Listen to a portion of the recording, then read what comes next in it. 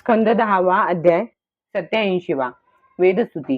परीक्षिताने विचारले, भगवान ब्रह्म हे कार्य आणि कारणाच्या सर्वथैव पलीकडचे आहे। सत्व, रज आणि तम हे तिन्ही गुण त्यात नाहीतच। वाणीने किंवा मनाने सुद्धा ते सांगता येत नाही। दुसऱ्या बाजूला सर्व श्रुतींचा विषय तर 3 गुण हाच आहे। अशा स्थितीत श्रुती निर्गुण ब्रह्माचे प्रतिपादन कसे काय करतात?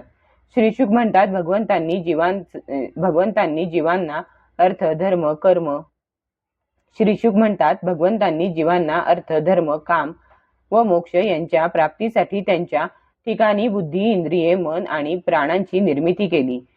ब्रह्माचे प्रतिपादन करणाऱ्या उपनिषदांचे हेच ज्ञान पूर्वजांचे सुद्धा पूर्वज असलेल्या सनकादी ऋषींनी स्वीकारले। जो कोणी श्रद्धापूर्वक यांचे श्रवण मनन करतो तो सर्व उपाधींपासून मुक्त होऊन परम कल्याण स्वरूप परमात्म्याला प्राप्त होतो। याविषयी मी तुला नारायणांशी संबंधित एक कथा ऐकवितो। ती कथा म्हणजे नारद आणि नारायण ऋषींचा संवाद होय।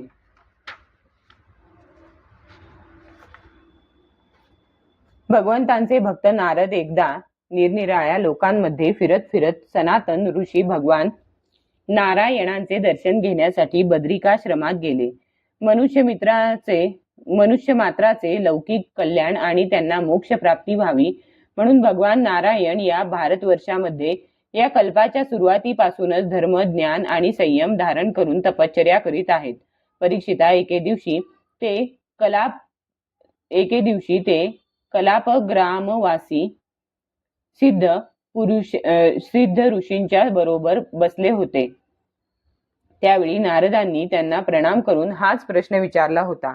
भगवान नारायणांनी सर्व ऋषी ऐकत असता जललोकांमध्ये राहणाऱ्या पूर्वीच्या लोकांचा जो ब्रह्मविचार झाला होता तो नारदांना सांगितला।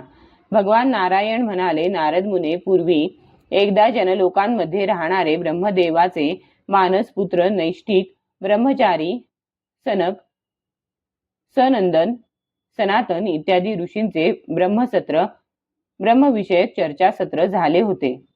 त्यावेळी तू माझ्या श्वेतद्वीपाधिपती अनिरुद्धांचे दर्शन घेण्यासाठी श्वेतद्वीपाकडे गेला होतास। त्यावेळी तेथे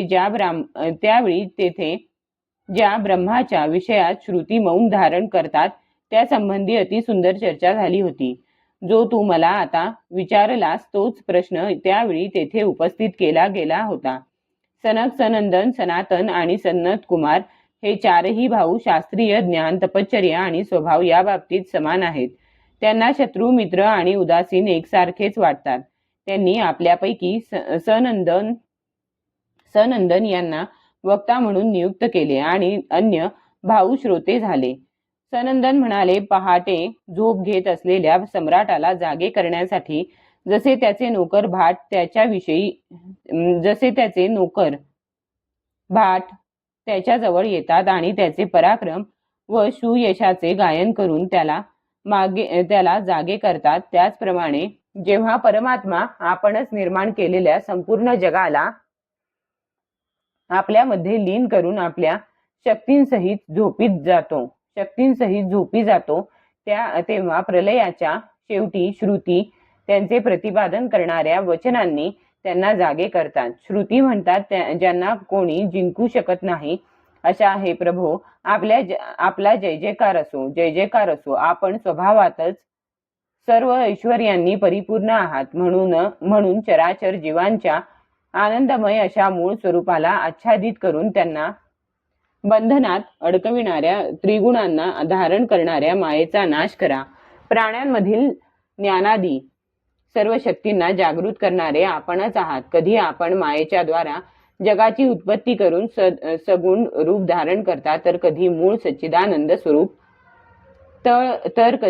सच्चिदानंद स्वरूपात राहता। आम्ही वेद आपले असेच वर्णन करतो। ज्याप्रमाणे घटादी कार्ये मातीरूप कारणातून उत्पन्न होऊन त्यातच लय पावतात, त्याप्रमाणे ज्या आपल्यामध्येच कोणताही बदल न घडता हे सारे इंद्रियांना कळणारे विश्व ज्या आपल्यापासून उत्पन्न होऊन ते आपल्यातच विलीन होते आणि विश्व नसते तेव्हाही केवळ आपणच शिल्लक असता. म्हणून वेदमंत्र आणि मंत्रद्रष्टे ऋषी हे सर्व विश्व ब्रह्मच मानतात. तसेच मनाचे चिंतन असो की वाणीचे उच्चारण तेही आपल्या संबंधीच आहे असे त्यांना वाटते, कारण आपल्याशिवाय अन्य वस्तूच नाही ना. जसे माणसांनी कोठेही पाय ठेवला तरी तो पृथ्वीवर ठेवला असेच होते, मग तो लाकडावर ठेवो की दगडावर, कारण हे सर्व पदार्थ पृथ्वी स्वरूपच आहेत. म्हणूनच हे त्रिगुणात्मक मायाधिपते विवेकी लोक सर्व लोकांचे सर्व पाप नाहीसे करणाऱ्या तुमच्या कथामृत सागरात डुंबत राहून सर्व प्रकारचे पाप ताप नाहीसे करतात. तर मग हे पुरुषोत्तमा, ज्यांनी आत्मज्ञानाने अंतःकरणातील विकार आणि काळामुळे उत्पन्न होणारे वार्धक्यादी दोष दूर केले आहेत आणि त्यामुळे जे अखंड आनंद स्वरूप अशा आपल्या परमपदाला प्राप्त झाले आहेत, त्यांचे पाप ताप नाहीसे होतील, यात काय शंका. हे भगवान, मनुष्य प्राणी जर तुमची सेवा करतील तरच त्यांचे जीवन सफल होय, नाहीतर त्यांचे श्वासोच्छवास म्हणजे लोहाराच्या भात्यासारखेच होत. आपल्या अनुग्रहामुळेच महत्त्व, अहंकार इत्यादी जड तत्वांनी ब्रह्मांड रचले. अन्नमयादी 5 कोशात त्या आकाराने, परंतु त्यांच्याशी लिप्त न होता राहून आपण त्यांना चैतन्यमय केले. या 5 कोशांचा आधार असलेले ब्रह्म ही आपणच आहात. किंबहुना कार्यकारणात्मक विश्वाच्याही पलीकडे असणारे व त्याच्या नाशानंतरही शिल्लक राहणारे साक्षीभूत सत्यतत्व आपणच आहात. ऋषींनी आपल्या प्राप्तीचे जे मार्ग सांगितले आहेत त्यांपैकी मणिपूर चक्रात असणाऱ्या ब्रह्माची उपासना स्थूल दृष्टीचे साधक करतात. जेथून सर्व नाड्या शरीरभर पसरल्या आहेत त्या हृदयात दहर ब्रह्माची उपासना आरुणी साधक करतात. हे अनंता, त्या हृदयातून सुषुम्ना नावाची जी एक नाडी तुमच्या साक्षात्काराचे श्रेष्ठ स्थान असलेल्या ब्रह्मरंध्रात गेली आहे, तेथे काही साधक तुमची उपासना करतात. या साधकांना तेथे तुमचा साक्षात्कार झाल्यानंतर पुन्हा या संसारात यावे लागत नाही. स्वतःच निर्माण केलेल्या निरनिराळ्या योनींमध्ये उपादान कारण रूपाने आपणच असून जीव रूपाने जणू प्रवेश केला आहे. अग्नी जसा लहान मोठ्या लाकडामुळे लहान मोठा वाटतो, त्याप्रमाणे त्या योनीत राहण्यामुळे आपण लहान मोठे भासता. म्हणूनच निर्मल अंतःकरण असलेले निष्काम भक्त मिथ्या असणाऱ्या या सर्व योनीत सत्य सर्वत्र समान एकरस असे तुमचे स्वरूपच असल्याचा अनुभव घेतात.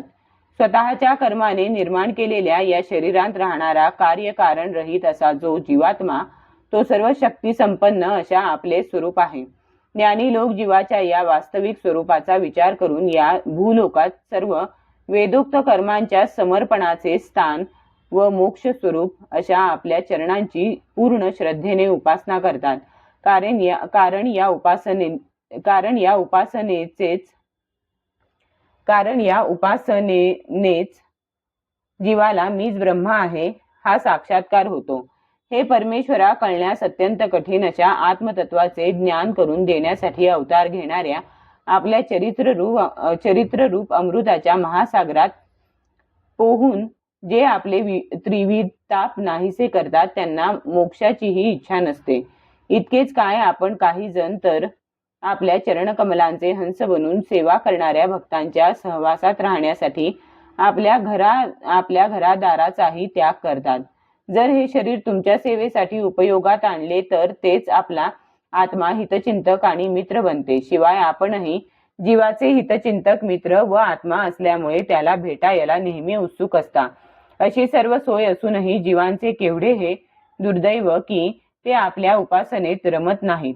उलट शरीर, घरदार इत्यादी विनाशी वस्तूंत रमून स्वतःची अधोगती करून घेतात. परिणामी त्यांच्या ठिकाणीच वासना जडल्याने पशुपक्षादी क्षुद्र शरीरे त्यांना प्राप्त होतात आणि या भयंकर जन्म मृत्यूरूप प्रपंचातही ते भटकत राहतात. योगी जन प्राण, मन, इंद्रिये यांचा निग्रह करून दृढ योगाभ्यासाने अंतःकरणात ज्या तत्वरूप आपली उपासना करतात त्याच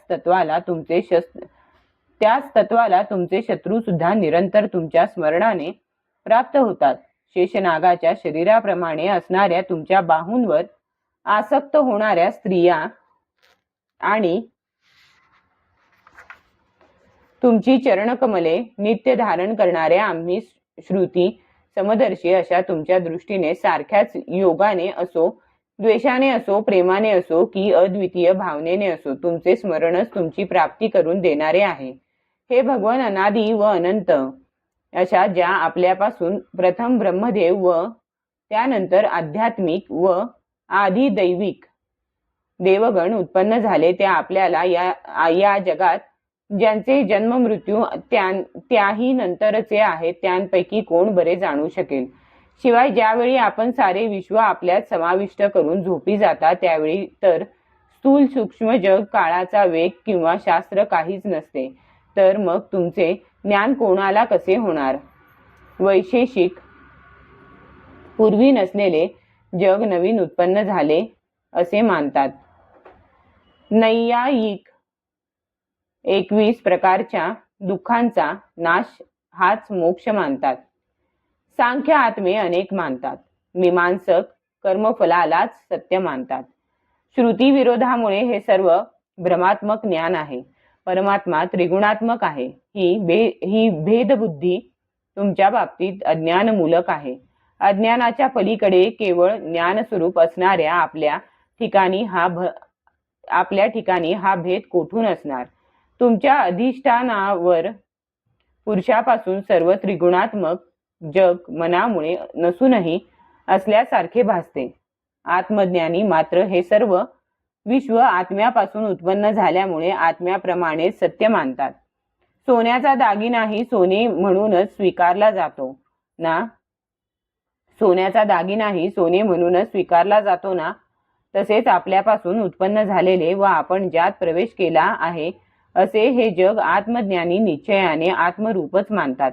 सर्व चराचर हे आपले निवासस्थान आहे असे समजून जे तुमची सेवा करतात ते जन्म मृत्यूची पर्वा न करता मृत्यूच्या मस्तकावर पाय ठेवतात, अर्थात मुक्त होतात. परंतु तुमच्यापासून जे दूर जातात ते जरी विद्वान असले तरी त्यांना तुम्ही जनावरांना बांधावे तसे वेदवाणी रूपी दाव्याने बांधून टाकता.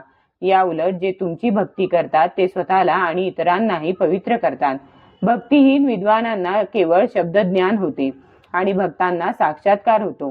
हे प्रभो, आपण इंद्रिय रहित आहात पण स्वयंप्रकाश आहात. आपल्या ज्ञानाला इंद्रियांची जरूर नाही. साऱ्या प्राण्यांची इंद्रिये आपल्यामुळेच कार्य करतात. म्हणूनच मायावेष्टीत ब्रह्मदेवासह सर्व देव आपली पूजा करतात आणि मनुष्यांनी दिलेले हव्य कव्यादी भक्षण करतात. ज्याप्रमाणे मांडलिक राजे प्रजेकडून कर घेऊन सम्राटाला देतात, त्याचप्रमाणे सर्व देव त्यांना ज्या ज्या कार्यासाठी नेमलेले असेल ते कार्य तुमच्या भीतीने ते पार पाडतात. हे कार्य करणे हीच तुमची पूजा आहे आणि मनुष्यांनी केलेली देवांची पूजा हे त्यासाठी देवांना मिळालेले वेतन आहे. हे मायारहित प्रभो, जेव्हा आपण मायेसह क्रीडा करू इच्छितात तेव्हा मायेचा संग नसलेल्या तुमच्या केवळ संकल्पाने मायेमुळे उत्पन्न होणाऱ्या सूक्ष्म शरीरांनी युक्त होऊन निरनिराळ्या चराचराचा जन्म होतो. आपल्या संकल्पाने निर्माण झालेल्या सृष्टीत जरी विषमता असली तरी त्याला कारण आपण नाही, कारण आपण आकाशाप्रमाणे सर्वांशी सम असून परमदयाळू आहात. आपल्याला कोणी स्वकीय नाही की परकीय नाही. या सृष्टीच्या प्रारंभी वाणीला किंवा मनाला न कळणारे आपण शून्यवत होता. हे नित्य एकरस प्रभो, जर जीव वास्तविक अनंत नित्य आणि सर्वव्यापी असतील तर ते आपल्यासारखेच असल्यामुळेच आपण त्यांचे नियंत्रक होऊ शकणार नाही. मात्र असे नसेल तर आपण त्यांचे नियंत्रण करू शकाल. उपाधीने का असेना पण जीवरूप कार्य ज्या परमात्मरूप कारणापासून निर्माण झाले ते कारण सर्व जीवांमध्ये असल्यामुळे परमात्माच सर्व जीवांचा नियंता ठरतो. जे लोक आपल्याला जाणले असे म्हणतात त्यांना आपण कधीच कळलेले नसता, कारण जाणली जाणारी वस्तू प्रत्येकाच्या मतानुसार वेगळी ठरते. आणि आपण तर नित्य एकरूप आहात. प्रकृती आणि पुरुष हे दोन्हीही जन्मरहित असल्यामुळे यांपैकी कोणीही एक जीवरूपाने जन्मले असे म्हणता येत नाही. जर प्रकृती जीवरूपाने जन्मली म्हटले तर जीव अचेतन ठरेल आणि पुरुष जन्मला म्हटले तर निर्विकार पुरुषात विकार उत्पन्न झाला असे होईल. म्हणून वारा हा निमित्त कारण आणि पाणी हे उपादान कारण यांपासून बुडबुडे तयार होतात. तसेच पुरुष व प्रकृती या दोन्हींच्या संयोगाने जीव तयार होतो असे म्हटले पाहिजे. त्यामुळेच हे सारे जीवन अनेक प्रकारच्या नामरूपांसह परमकारण अशा तुमच्या मध्येच विलीन होतात. अशा नद्या समुद्रात किंवा जसे सर्व फुलांचे रस मधात विलीन होतात. हे प्रभो, तुमच्या मायेमुळे हे जीव जन्म मृत्यूच्या चक्रात फिरत आहेत. हे पूर्णपणे जाणून ज्ञानी लोक संसार निवर्तक अशा आपापल्या शरण येतात. हे प्रभो, तुमच्या मायेमुळे हे जीव जन्म मृत्यूच्या चक्रात फिरत आहेत. हे पूर्णपणे जाणून ज्ञानी लोक संसार निवर्तक अशा आपल्याला शरण येतात. जे आपल्याला अनुसरतात त्यांना संसार भय कोठून असणार.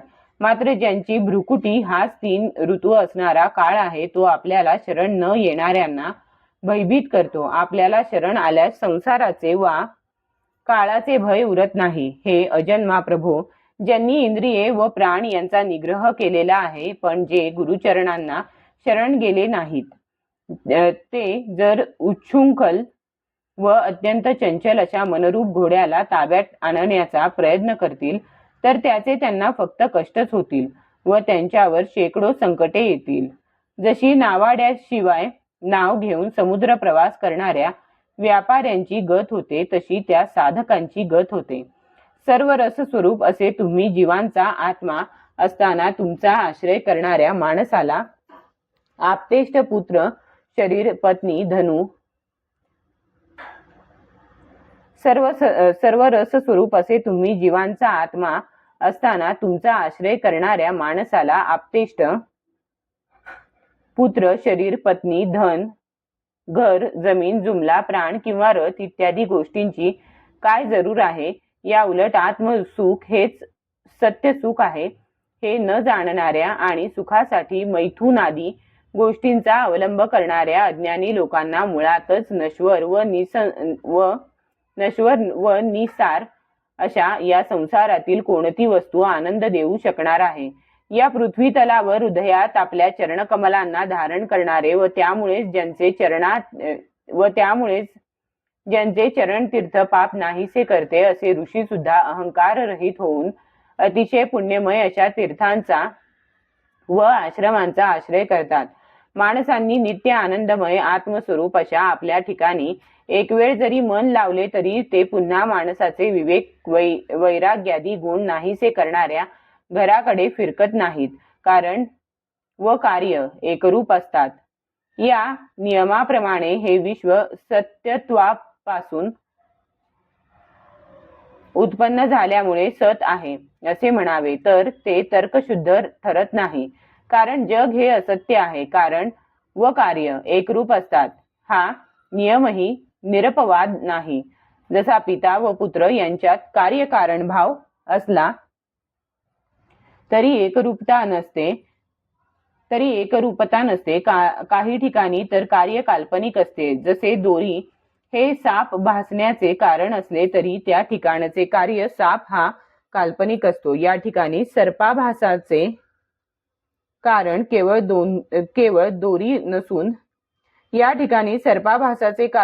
दोरी नसून दोरीचे अज्ञान हेही एक कारण आहे. याप्रमाणे सत्वत्वाच्या ठिकाणी अज्ञानाने भासणारे हे जग असल्यामुळे ते सापाप्रमाणे मिथ्या किंवा काल्पनिक आहे. व्यवहाराच्या सिद्धीसाठी जग सत्य मानले तरी त्यामुळे काही बिघडत नाही. त्यामुळे ब्रह्मद्वैताच्या पारिमार्थिकतेला बाध येत नाही. कारण जगाची सत्ता ही व्यावहारिक सत्ता आहे आणि ही अंधपरंपरा अनादी काळापासून चालू आहे. अशा स्थितीत कर्मफल नित्य मानणारी तुमची वेदवाणी कर्मावर अत्यंत श्रद्धा ठेवणाऱ्या मंदमतींना भ्रमित करते. वास्तविक वेद कर्मफलाला नित्य मानित नाही, तर ते आत्मज्ञानाला पात्र नसलेल्यांना कर्माकडे प्रवृत्त करण्यासाठी कर्माची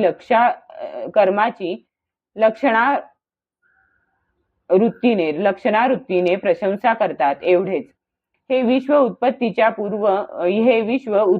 पूर्वी नव्हते आणि प्रलयानंतरही असणार नाही. त्यावरून हे सिद्ध होते की मध्ये सुद्धा नित्य अशा तुमच्या अधिष्ठानावरच ते मिथ्या भासते. म्हणूनच माती इत्यादी कारणांपासून उत्पन्न झालेल्या घडा इत्यादी कार्यद्रव्यांची जगाला उपमा दिली जाते. घडा म्हणजे वास्तविक विशिष्ट आकार व नाव असलेली मातीच. तसेच विविध नावारूपांनी नटलेले विश्व म्हणजे एकमेवाद्वितीय परब्रह्मच. पण अज्ञानी लोक मात्र मनाच्या या खोट्या कल्पनारूप जगाला सत्य मानतात. तोच अज्ञानी जीव जेव्हा मायेमुळे अविद्येला कवटाळतो आणि त्यामुळे देहेंद्रियांना आपलेच खरे रूप समजतो, तेव्हा त्याचे मूळ नित्य शुद्ध बुद्धादी स्वरूप लोप पावते व तो जन्म मृत्यूच्या चक्रात फिरत राहतो. परंतु हे प्रभो, आपण मात्र सापाने कात टाकावी तसा मायेचा त्याग करता, म्हणून आपले ऐश्वर्य नित्य आपल्या बरोबरच राहते. त्यामुळे अष्टसिद्धीयुक्त अनंत ऐश्वर्यात आपण विराजमान राहता.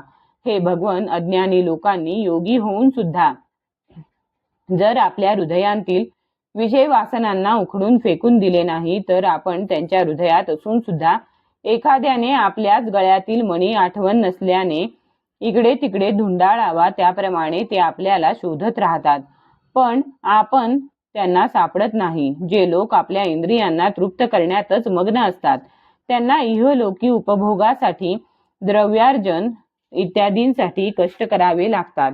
शिवाय जन्म मृत्यूपासून त्यांची सुटका झालेली नसते आणि आपले स्वरूप समजून न घेतल्यामुळे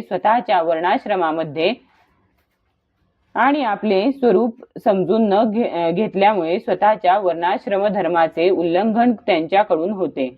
म्हणून परलोकात गेल्यावर नरकाची भीतीही राहते. हे भगवन, आपले वास्तविक स्वरूप जाणणाऱ्या मनुष्याला आपण दिलेल्या पुण्य पापाच्या सुख दुःख रूप फळाची जाणीव होत नाही. त्यावेळी विधी निषेध प्रतिपादन करणारे शास्त्र सुद्धा त्याला लागू होत नाही. शिवाय ज्या माणसांनी दररोज आपल्या प्रत्येक युगामध्ये केलेल्या उपदेशांचे संतांकडून श्रवण करून त्याद्वारा तुम्हाला स्वतःच्या हृदयात प्रतिष्ठित केले, त्यांनाही आपणच मोक्ष प्राप्त करून देता. हे भगवन, स्वर्ग इत्यादी लोकांचे अधिपतीच आपला थांग लावू शकले नाहीत असे नाही, तर आपल्याला सुद्धा तो लागला नाही. कारण जर आपल्याला शेवटच नाही तर तो कोण कसा जाणू शकेल? प्रभो, जसे आकाशात हवेमुळे धुळीचे अनंत कण उडत असतात, त्याचप्रमाणे आपल्यामध्ये कालगतीनुसार उत्तरोत्तर दसपट 7 आवरणांसहित असंख्य ब्रह्मांडे एकाच वेळी फिरत असतात. आम्ही श्रुती सुद्धा तुमच्या स्वरूपाचे तुमच्या व्यतिरिक्त वस्तूंचा हे नव्हे ते नव्हे असा निषेध करीत शेवटी तुमच्यापर्यंत येऊन थांबतो. भगवान नारायण म्हणाले, अशा प्रकारे सांगणारा उपदेश ऐकून आत्मस्वरूपाला जाणले आणि स्वतः ते नित्य सिद्ध असूनही या उपदेशाने कृतकृत्य होऊन त्यांनी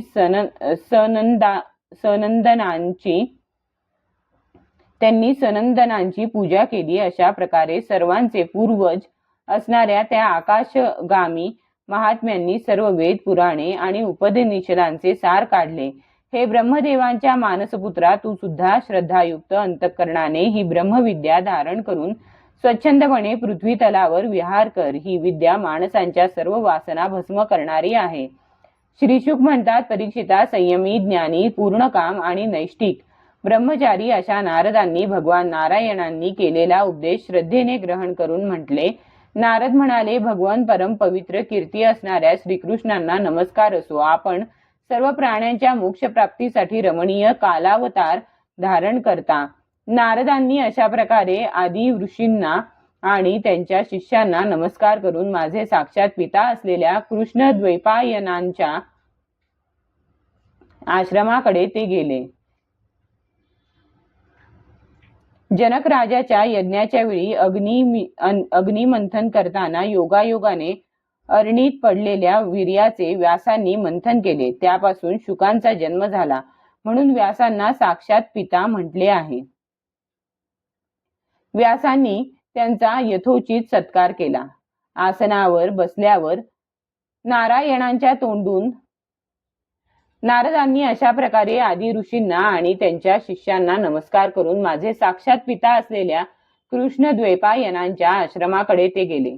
व्यासांनी त्यांचा यथोचित सत्कार केला. आसनावर बसल्यावर नारायणांच्या तोंडून जे काही ऐकले होते ते सर्व नारदांनी त्यांना सांगितले.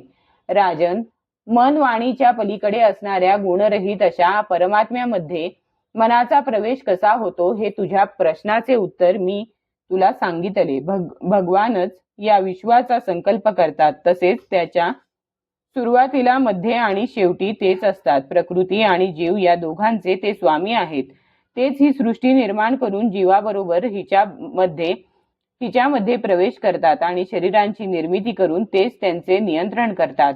गाढ झोपेत मनुष्य ज्याप्रमाणे शरीराचे अनुसंधान सोडतो, त्याचप्रमाणे ज्यांची प्राप्ती झाल्यावर मायेतून मुक्त होतो, अशा चिन्मात्र स्वरूपाने मायेचा निराश केलेल्या संसार भय दूर करणाऱ्या श्रीहरींचे निरंतर चिंतन करीत राहावे. अध्याय 87 समाप्त.